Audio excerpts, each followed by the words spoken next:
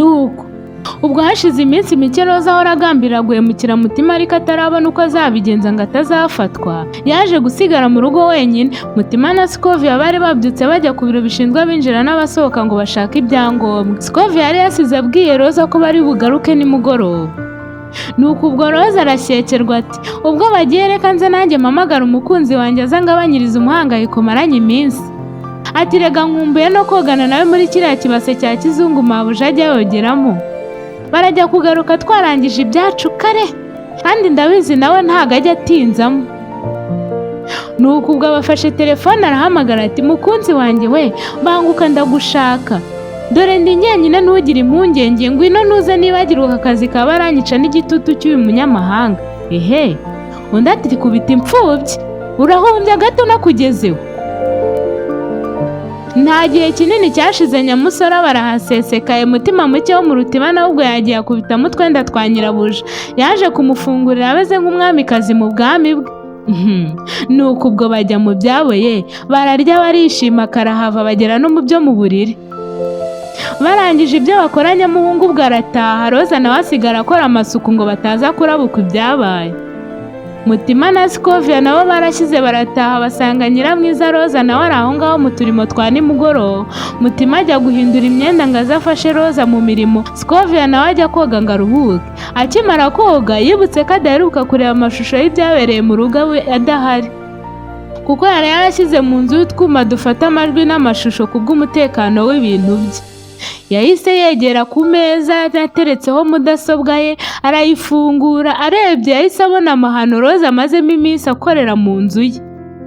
Ako kanya yahise ava mu cyumba n'umujinya mwinshi acigatiye mudasobwa mu ntoki, abwira Roza ati nonaha ndavuze ngo ufate utwawe ugende, nta soni ufite ugakora ibintu nk'ibi mu nzu yanjye, ndabona utaraje mu kazi ahubwo waraje kwigurisha. Ati genda nonaha ntarahindura ibitekerezo ngo mpamagare inzego zishinzwe umutekano. Nuko ubwo Roza yahise afata utwe arasohoka yirukanka. Mutima nawe yari agihagaze aho ngaho yumiwe, bwari ubwa mbere abonye Scovia arakara kuri urwo rwego. Bombi bahise bajya kuryama nta nuriye nta n'uvugishije undi. Mutima yakanguye na Scovia mu ruturutu aramukomangira. Mutima arabyuka arafungura ku mutima yibaza ati si ubu koko nta cyongereza nzi ndavugana nawe gute. Yatangajwe nuko yasanze Scovia ahagararanye n'undi mukobwa mushya wari uje kumukorera, uwo mukobwa akitwa Uwera. Nuko bamaze kwibwirana Scovia abwira Mutima ati uyu munsi turajya kureba barumuna bawe ngaho iteguye. Nuko ubwo bose batangiye kwitegura. Mu masaa 7 za nimugoroba Mutima na Scovia n'Uwera bari bageze aho umuryango wa Mutima wari utuye. Mutima ava mu modoka aritegereza atangira kurira, aragenda ahagarara ahantu yajyaga ahagarara mu gitondo izuba rikamurasiraho, asa nk'ubisubije inyuma atangira kurira. Akiri aho Mutima abona hari umukecuru uje abasanga. Uwo mukecuru yari azi iwabo wa Mutima ndetse byose yari abizi, yari azi n'aho barumuna ba Mutima bari ari bo Kanyange, Nkusi, Rusine, Bukuru na Butoya. Nuko ubwo ababwira aho bari. Uwo mugoroba wose bawumaze babashakisha, kubw'amahirwe barababona. Bahoberanye na Mutima barira. Umukuru muri bo Nkusi abaza Mutima ati ariko Mutima, iyi myaka yose wari waragiye he koko? Twaketse ko wapfuye nka mama. Arababwira ati ntago napfuye kandi muhumure ntacyo tuzaba, tuzabaho neza kandi Imana irashaka ko tubaho. Nuko ubwo ijambo yahoraga babwiye ati tuzabaho nabi kandi tuzabaho riba rirahindutse, kubera ko mu by'ukuri yabonaga icyerekezo cy'umunezero imbere yabo.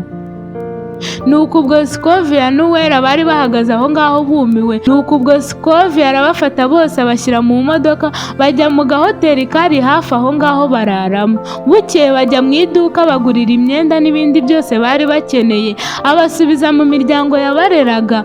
Asiga asezeranije ababyeyi babareraga ko buri kwezi azajya boherereza amafaranga yo kubafasha ndetse bagasubira no mu ishuri. Mbabwire Mutima Imana yagiye imukorera ibintu byinshi byiza bitandukanye, ariko nta kintu cyamunejeje nko kubona barumuna be bambaye neza barya bishimye baseka. Nuko bafata inzira basubira mu mujyi. Mutima asigaye asezeye kuri barumuna be ababwira ati ndagiye kandi singiye buheriheri, nzagaruka kubareba nubwo nzamara igihe kinini ntababona. Nabo bamusezeranya ko bagiye kwiga bashyizeho umwete kandi ubwo azagaruka azasanga hari aho bageze. uzi ko ibyo umuntu abona nk'inzozi byaba impamo mu gihe gitoya? Ntuzacikwe na episode ya 10.